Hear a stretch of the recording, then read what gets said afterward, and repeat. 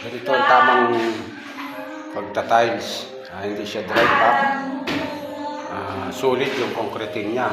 Tapos yung tiles, kailangan mayroong adhesive. Para kapit na kapit siya at hindi siya maging gapak.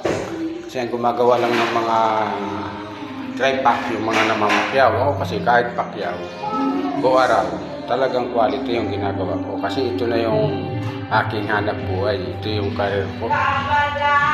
Hindi pipili pag talikod mo, basag na yung tiles. Kasi nga palpak ang pagkagawa. Kaya kailangan sulit para madami sa ating kumuha na magpapagawa ng magpapakabit ng mga tiles.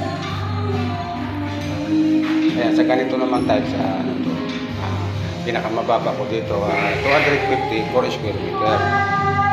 Kaya ako, hindi ko minamadali yung pagta-tiles. Pag nakasampung square meter na ako, o mga 15 pieces na tiles ay okay na. Boundary na tayo dyan, kaya hindi natin kailangan yung mabilisan para lang kumita tayo ng mas malaki.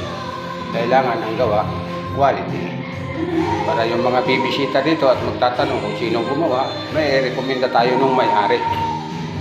Pero kung palpak tayo, ay wala na tayo sa mundo, minumura ka pa nung ginawan mo. Kaya ako, wala man sa mundo, ay sisiguraduhin ko naman yung mga ginagawa ko magiging alaala sa kanila.